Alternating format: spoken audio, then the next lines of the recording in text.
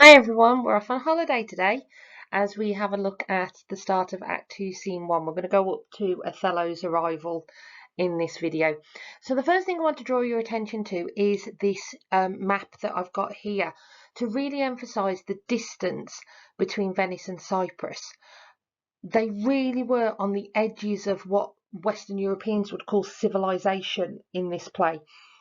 So when we talk about the isolation of Desdemona, it's really important to understand exactly what that means, exactly how far away they were at the end of what was clearly potentially a very difficult and dangerous journey, as we'll see at the start of the scene.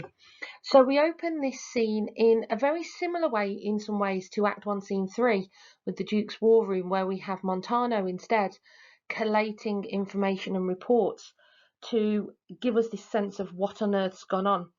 And now I'm going to introduce you to a term called Deus ex machina, which Shakespeare uses here with his tongue, I think, firmly in his cheek. So this is defined in ancient Greek and Roman drama as a god introduced into a play to resolve the entanglements of the plot, or any artificial or improbable device resolving the difficulties of a plot. For example, a convenient storm summoned to get rid of the faceless enemy before they arrive, and so entirely throwing the expected plot overboard, so to speak. I absolutely love how Shakespeare is so brazen in subverting the traditional tragic setup he has created. We get a quite vivid description here. Shakespeare's not scared of storms at sea for a guy with just a wood know and basic props. So he really relies on the descriptions and the imagery to give us this sense of how dramatic this storm has been. Though, to everyone's credit, when they arrive in Cyprus, they all seem quite unruffled versus the gibbering wreck I'd be if I'd gone through this tempest. But it is really important that we buy that the fearsome Turkish fleet is scattered and destroyed. It feels like fate is on our side here, perhaps. And we accumulate quite quickly with this comment, "News, lads, our wars are done. The desperate tempest has so banged the Turks that their designment halts.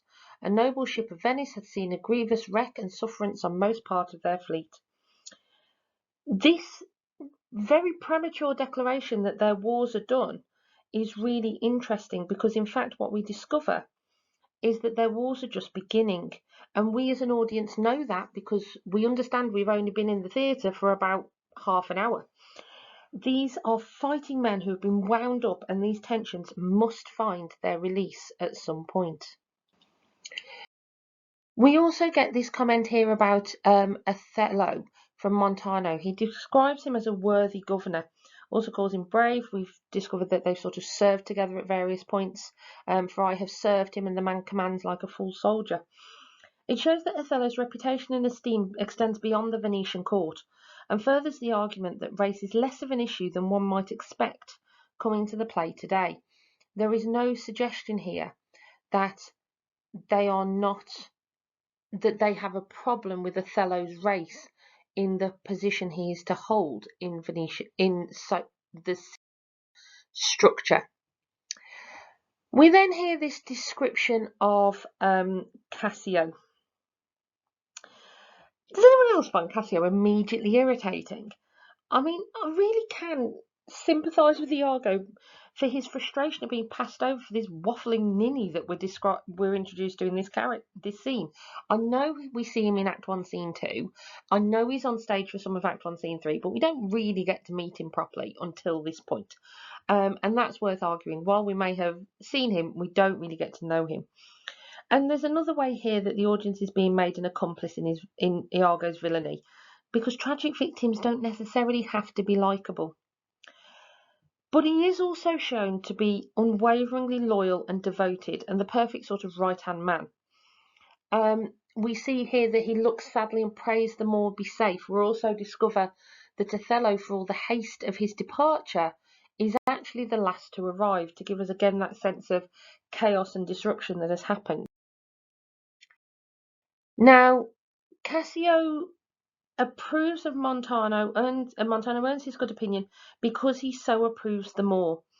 And Cassio's hopes stand in bold cure of Othello's safety. This concern for Othello is very significant. We then have the somewhat over the top descriptions of from Cassio of Desdemona. There is an argument here. I would argue is there any evidence that Cassio isn't in love with Desdemona, albeit in a very chaste and unrequited way. There's no suggestion of any attempt to win her. I know the interpretation of him being in love with Othello is popular online, but I do kind of think Iago's onto something on occasion. The excessive courtesy regarding Desdemona is overwhelming, suggesting that she just Tyre the engineer, positing her as God's masterpiece, feels so wildly over the top. It's almost embarrassing, as is the idea that the sea was so in awe of the divine Desdemona that it gave her ship safe passage. I don't know, perhaps Cassio's supposed to be a bit of a caricature of the contemporaneous English's perception of a courtly Venetian.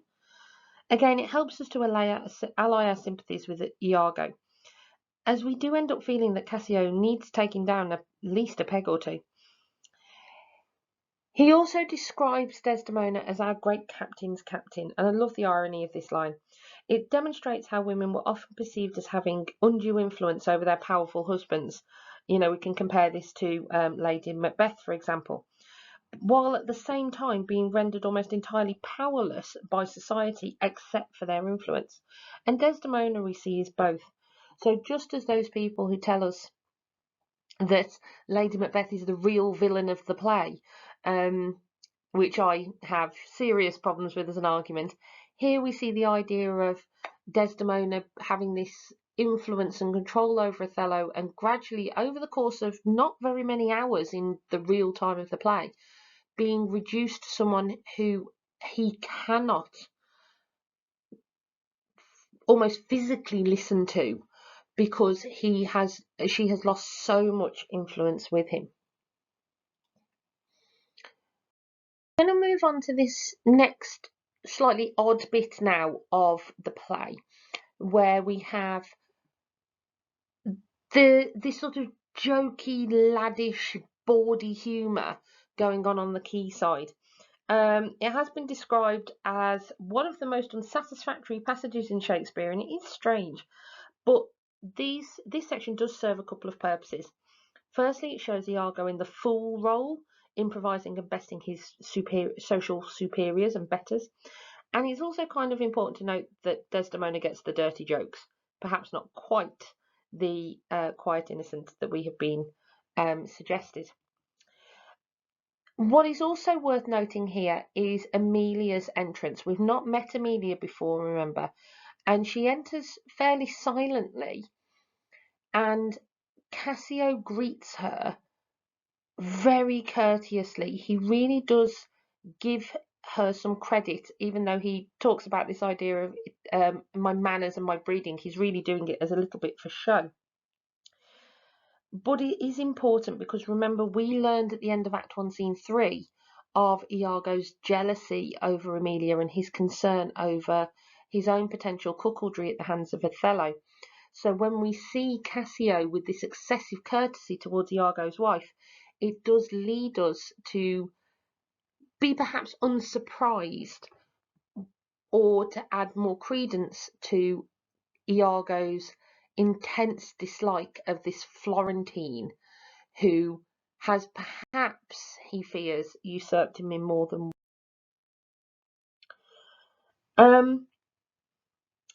this is one of these bits I've highlighted here are these fairly common, very bawdy jokes that you might have got at this point. It's playing here on the idea that women are inconstant and changeable, and Iago's showing off his wordplay and cleverness. It's also notable that he includes Desdemona, arguably, in the plural you, which is perhaps a bit cheeky. And as he comments, you rise to play and go to bed to work. This is spoken directly to Desdemona. It's impertinent, verging on voyeuristic with the right performance. Iago is often preoccupied by the idea of Desdemona having sex. We could also link this to Othello's devastating cunning whore of Venice later in Act 4. Both male characters are influenced by the sexual permissiveness of Venice at the time, as Shakespeare's audience would have been. and condemn Desdemona on the basis of her gender. We have here, in a joke formula, the suggestion that women can never be trusted because they put on whatever face or idea suits them at the time. Perhaps ironic coming from this particular villain. If you get hold of the National Theatre production with Rory Kinnear as Iago, this scene is wildly uncomfortable because they're all in uniform, including Amelia. And there is a wonderful moment where they don't really laugh until Iago, their, sort of leader, encourages them to do so. And that sense of that misogynistic groupthink and ganging up in that laddie way really works very, very well. We then get Amelia's first line in the play is directed to her husband, asking, "You shall not write my praise." And again, the performance of this really makes a difference to exactly how this comes across, whether it's supposed to come across as light-hearted or if it's supposed to come across with a rather sinister. Moving on, you get this interesting line from Desdemona. I am not merry, but I do beguile the thing I am by seeming otherwise. So she is declaring, that she's not very happy. She's worried about Othello. It could apply to almost any character in the play at different points. I personally quite like the idea that Shakespeare was writing this comedic scene and then suddenly remembered that Othello was still lost and had to justify Desdemona's levity here. We then get this continuation from Iago of these quite misogynistic arguments. She never yet was foolish that was fair, for even her folly helped her to an heir. Iago's wordplay and rhyming couplet reminds us of the fools in other Shakespeares, such as in King Lear perhaps, with sweeping declarations and home truths spoken freely. Here we see the idea of women using sex to manipulate men and secure their position. While it may have had them rolling in the proverbial aisles of the globe, I find these lines quite sad. Women had so few options to suckle fools or chronicle small beer, and were so often condemned for any choice that they made. We then get this killer line from Cassio, which really does come across as smug and unsufferable, and again helps to position us on Iago's side, as he quite publicly demeans Iago, and says that sort of, tries to excuse him to Desdemona, argues he's not learned enough, which does again feel like a provocation, somewhat justifiably, for Iago's later behaviour. We then get one of these crucial asides, and again a quotation that everyone likes: with as little a web as this, will I ensnare as great a fly as Cassio. Everyone loves that line. It's worth noting, however, that his focus is on Cassio. There's no concern for what his plan is going to do to Desdemona. There's no consideration of her as someone who he should be considering in the fallout of what he's doing. He's not trying to punish her. He doesn't hate her. He doesn't dislike her. He's not seeking revenge on her. She is merely a means to an end, actually beneath his notice. He then comments, we then see this class resentment coming through, this comment on Cassio's manners, which you are most apt to play the sir in, the suggestion that this is false rather than truly who Cassio is, and his determination to dismiss these tricks, such as perhaps the excessive courtesy towards Amelia, and use them to strip you out of your lieutenancy.